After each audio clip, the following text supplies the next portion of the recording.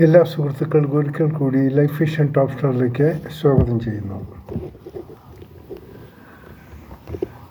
ഇന്നത്തെ ഈ വീഡിയോ തിരുവനന്തപുരം കണ്ണാശുപത്രി അതിൻ്റെ പ്രവർത്തനങ്ങളെക്കുറിച്ചാണ്.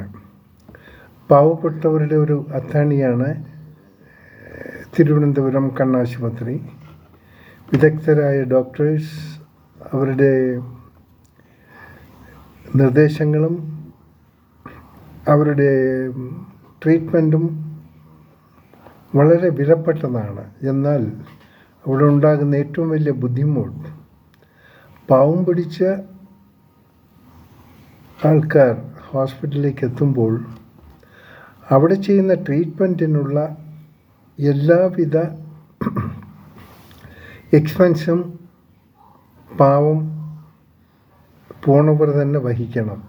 പ്രധാനമായി സ്കാൻ ചെയ്യണമെങ്കിൽ ഏതാണ്ട് 400 to 600 rupees ചാർജാണ്, അത് കൊടുക്കണം. ഇനി ചില ഇഞ്ചക്ഷൻ അതിൻ്റെ ഏതാണ്ട് 8,500 9,000 rupees വരെ ഉണ്ട്. അത് ഹോസ്പിറ്റലില്ല, കിട്ടാൻ വഴിയില്ല, അത് പുറത്തുനിന്ന് തന്നെ വാങ്ങിക്കൊടുക്കണം. പിന്നെ അതിന് അനുബന്ധന ചില ടെസ്റ്റുകൾ, ഓപ്പറേഷൻ ഇങ്ങനെയൊക്കെയുള്ള എന്തെങ്കിലും ഉണ്ടെങ്കിൽ കുറഞ്ഞത് 15,000 രൂപ അതിന് പ്രത്യേകമുണ്ട്. അതും പുറത്തുപോയി നമ്മൾ എടുക്കേണ്ട ടെസ്റ്റുകളാണ്. അപ്പോൾ ചുരുക്കി പറഞ്ഞാൽ നല്ലൊരു എമൗണ്ട് ഈ പാവം പിടിച്ച രോഗികൾ വഹിക്കേണ്ടി വരും. ആകെ നമുക്ക് കിട്ടുന്നത് ഫ്രീ കൺസൾട്ടൻസി, ഓപ്പറേഷൻ തിയേറ്റർ ഇങ്ങനെയൊക്കെയുള്ള. ഇനി ഇതിൽ എന്തെങ്കിലും ചെറിയ ചിലവ് കൂടാനുമുള്ള സാധ്യത ഉണ്ട്. ഈ ആരോഗ്യമന്ത്രി എന്നുള്ളൊരു അവരുടെ ചില പ്രസ്താവനകളൊക്കെ നമ്മൾ കേൾക്കുമ്പോൾ സങ്കടം തോന്നുന്നു. യഥാർത്ഥത്തിൽ ഈ ആരോഗ്യമന്ത്രി എന്തു കോപ്രായത്തരങ്ങളാണ് കാട്ടിക്കൂട്ടുന്നത് ഒരു പിടിയും കിട്ടുന്നില്ല. അവർ യഥാർത്ഥത്തിൽ രോഗികളെ ആകെ ഫൂളാക്കുകയാണ്. അവർക്ക് ഡിക്ലെയർ ചെയ്യാം, പത്രത്തിൽ അല്ലെങ്കിൽ ഒരു പ്രസ് കോൺഫറൻസ് വയ്ക്കാം, ഇന്ന ആശുപത്രി ഇന്ന ചിലവുകൾ നിങ്ങൾ വഹിക്കണം എന്ന് പറഞ്ഞു കഴിഞ്ഞാൽ അവർ അതോർത്തില്ലെങ്കിൽ അവർ വളരെ പ്രതീക്ഷയോടു കൂടി വരുമ്പോൾ അവരെ ചികിത്സിക്കുന്ന കേന്ദ്രങ്ങളിൽ നിന്നും പറയുന്നത് കേൾക്കുമ്പോൾ അവർ ഷോക്കാകുകയാണ്. പാവം പിടിച്ചവരാണ്, കേരളത്തിൻ്റെ പല ഭാഗത്തുനിന്നും ട്രീറ്റ്മെൻറ്റിന് വരുന്നവരാണ്. നമ്മുടെ ഹോസ്പിറ്റലിന് കുറ്റം പറയാൻ പറ്റുന്ന നല്ല വിദഗ്ധമായ ചികിത്സ, വിദഗ്ധമായ ഡോക്ടേഴ്സ്, പാപം അവർക്ക് എന്ത് ചെയ്യാൻ പറ്റും? അവർക്ക് എന്തെങ്കിലും ചെയ്യണമെങ്കിൽ അതിനുള്ള ഇഞ്ചക്ഷൻ വേണം, അതിനുള്ള സംവിധാനങ്ങൾ, അതൊന്നും ഇവിടെ ഇല്ല. ഇനി ഈ മന്ത്രി ഇരിക്കുന്നിടത്തോളം കാലം ഇനി അതവിടെ ഉണ്ടാകാനും പോകുന്നില്ല. കാരണം അവർക്ക് ഇടയ്ക്ക് വിസിറ്റ് ചെയ്യുക, പോയി ഇത് എയർപോർട്ടിൽ പോയി എമിഗ്രേഷൻ ഡിപ്പാർട്ട്മെൻറ്റായിട്ട് തല്ലുകൂടുക, ഞാൻ മന്ത്രിയാണെന്നുള്ള ഹുങ്ക് കാണിക്കുക, ഇതൊക്കെയാണ് അവർ കാട്ടിക്കൂട്ടുന്ന കാര്യങ്ങളൊക്കെ. അപ്പോൾ എന്തായിരുന്നാലും നമുക്ക് ഈ ആരോഗ്യമന്ത്രിയെക്കുറിച്ചൊന്നും പറയാനില്ല. വലിയ വിഷമമുള്ള കാര്യമാണ്. കാരണം അതിന് ഒരുപാട് കാരണങ്ങളുണ്ട്. ഒന്നാമത് തന്നെ ഈ മന്ത്രിയുടെ ഒരു വിശ്വസ്തനായ മറ്റൊരു മന്ത്രി ഈ മന്ത്രിയെ കുഴിച്ചാടിച്ചു. അവരുടെ സ്ത്രീ എന്നുള്ള പരിഗണന വരെ കൊടുക്കാതെ ഇങ്ങരുടെ ഈ മന്ത്രിയുടെ താങ്ങും തണലും നിഴലുമായിരുന്ന മന്ത്രി സജി ചെറിയാൻ, അദ്ദേഹത്തിൻ്റെ പ്രസ്താവന ഈ മന്ത്രി കൂടുതൽ ദുഃഖത്തിലാഴ്ത്തി കളഞ്ഞു. പക്ഷേ എങ്കിലും ഒരു സ്ത്രീ എന്നുള്ള പരിഗണന ഇവർ കൊടുത്തില്ലെങ്കിൽ ഒരു പരിഗണന കൊടുക്കുക. അങ്ങനെ വടക്കേറ്റത്ത് കണ്ണൂർ എന്നൊരു സഹാത്തി ഓടിയെത്തി, PP വിദ്യ. അവരുടെ ബാക്ക്ഗ്രൗണ്ട് നമുക്കെല്ലാം അറിയുമല്ലോ. ആരാണ് ഈ PP വിദ്യ?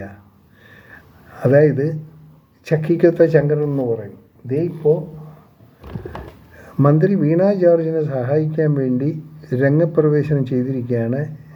ഇനിയിപ്പോൾ അവർ വല്ല ഈ ക്യാമറമാനെ കൊണ്ട് കിടക്കാമെന്ന് അറിയില്ല, അല്ലെങ്കിൽ അവർക്ക് അതിനുള്ള കഴിവുണ്ട്. ഇതിന് വല്ല അവരുടെ ഏതെങ്കിലും വസ്ത്രത്തിൻ്റെ ഇടയ്ക്ക് വല്ല ക്യാമറ വയ്ക്കും, അവരെല്ലാം അങ്ങോട്ട് റിപ്പോർട്ട് ചെയ്യുന്ന അവസാനം അവരിൽ നിന്നൊരു പണി കിട്ടിക്കൂടായികയില്ല. അതുകൊണ്ട് ആരോഗ്യമന്ത്രി ശ്രദ്ധിക്കണം. ഈ സഹായിക്കാൻ വരുന്നവരെല്ലാം നിങ്ങൾക്ക് പാരമിടുകൊണ്ടിരിക്കുകയാണ്.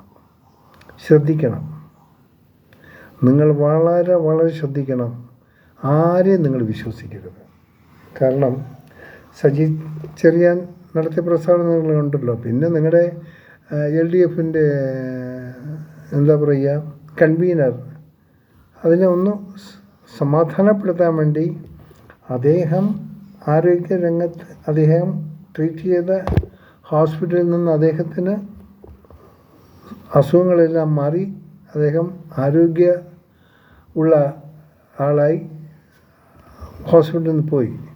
പക്ഷെ ആരോഗ്യം നശിച്ചു പോയത് ഭയപ്പെട്ടു പോയത് സജി ചെറിയാനായിരുന്നു. അദ്ദേഹത്തിനൊരു കുഴപ്പമില്ല. അദ്ദേഹം ഈ കാണിച്ചതിൽ മോശമായിപ്പോയി. ഈ മധ്യ തിരുവിതാംകൂറിലുണ്ടായ കമ്മ്യൂണിസ്റ്റുകാർ എല്ലാം ഒരുമാതിരി അവരുടെ വിലകിടത്തുന്ന ഏർപ്പാടായിരുന്നു ഈ സജി ചെറിയാൻ കാണിച്ചത്. അതുകൊണ്ടാണല്ലോ കണ്ണൂർ ലോബി എന്നവരുടെ PP ദിവ്യ മേഡം ഇവിടേക്ക് വന്നത്. കാര്യം നിങ്ങളുടെ നാട്ടുകാരിയല്ലേ, അവരും സ്ത്രീയല്ലേ. ഒരു സ്ത്രീയുടെ പരിഗണന കൊടുക്കാതെ അവരെ ഇത്രത്തോളം താറടിച്ച് ചെയ്യുമ്പോൾ ബുദ്ധിമുട്ടുള്ള കാര്യമാണ്. എല്ലാവരെയും സഹായിച്ച് മാത്രം പരിചയമുള്ള PP അവരുടെ സഹായത്തിനെത്തിയതിൽ ഞാൻ അഭിനന്ദിക്കുന്നു ആ PP. അവരെന്ത് ചെയ്താലും സതുദ്ദേശത്തോടുകൂടി മാത്രമേ അവർ എന്തും ചെയ്യത്തുള്ളൂ. അവരങ്ങനെയുള്ളൊരു വലിയൊരു മനസ്സിൻ്റെ ഉടമയാണ്. സോ കണ്ണാശുപത്രി പോണവർ ഒന്ന് ശ്രദ്ധിക്കുക.